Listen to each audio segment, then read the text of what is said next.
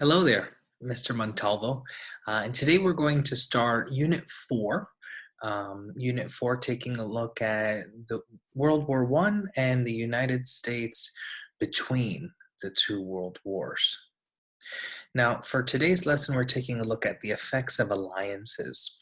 And we're going to do this by examining the overall causes of World War One, focusing on the factors leading to the U.S. entry into the war. Now, before we start, it's important to access some prior knowledge and try to describe the major motivations behind imperialism in the early 1900s. So feel free to take time to comment below. Now, two very important terms in taking on today's topic is understanding nationalism and imperialism. Now, nationalism, when we are discussing World War One, is pride in one's nation. When we get to World War II, this definition is going to change a little bit. Imperialism is when a country takes over or takes control over another country or nation. Now, this can take a few different forms. The most common is colonization, but there are also other forms of imperialism, such as declaring another nation a protectorate or establishing a sphere of influence within a country. Now, in 1914, Europe exploded into war.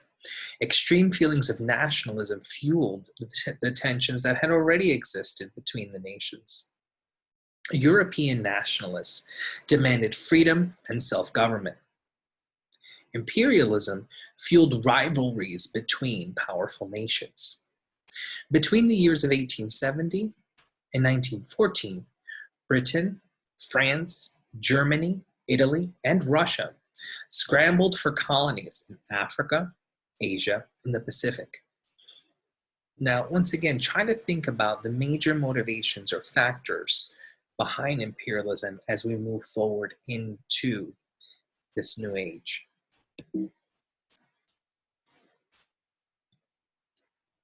Now, another source of tension in Europe was militarism, the policy of building strong armed forces to prepare for a war that everyone knew was coming but wasn't sure when.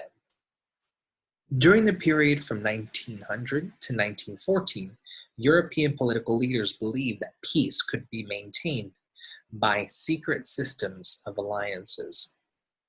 That's not going to be the answer. Now, Germany rapidly increased its military spending after 1890 when it unified and organized a triple alliance with Austria and Italy.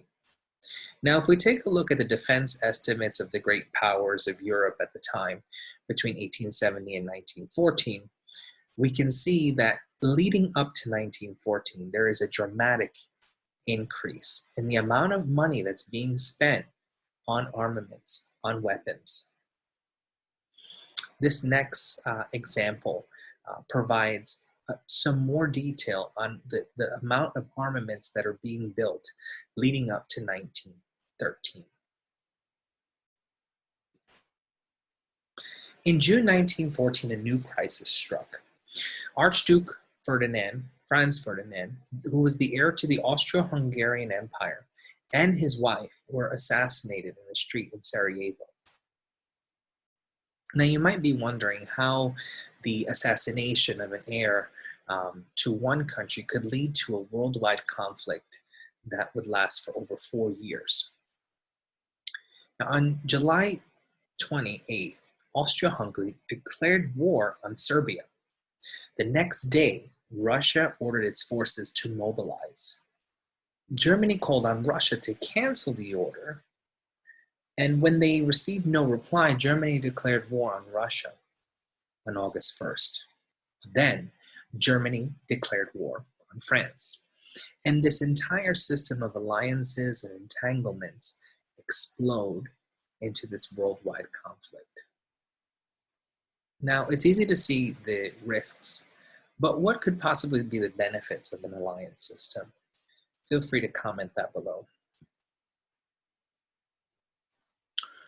When German armies sliced through neutral Belgium on their march to France, Britain then declared war on Germany.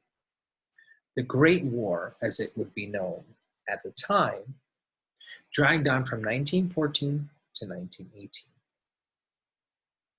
The war pitted the Central Powers, those of Germany, Austria-Hungary, and the Ottoman or Turkish Empire, against the Allied powers, France, Britain, and Russia. In time, 21 nations, including Italy, would join the Allies. The United States was determined to avoid being dragged into the conflict, adopting an official policy of neutrality.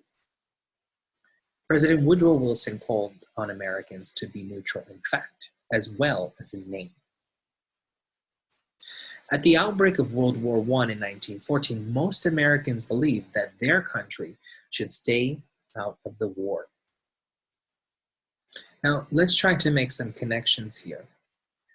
When we discussed imperialism, we discussed a very similar policy to that of neutrality. So neutrality is similar to which policy of having as little as possible connections with foreign nations? Feel free to comment that below.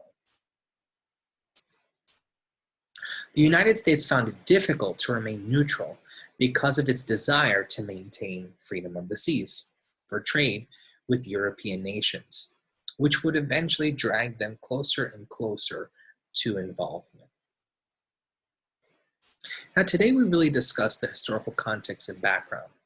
Now, I'm going to link an assignment below that will deepen your understanding and knowledge of the U.S. involvement and the U.S. entry into World War I. In order to wrap this conversation up and really get the idea, try to explain how secret alliances led to the outbreak of World War I. Thank you for your time. Take care.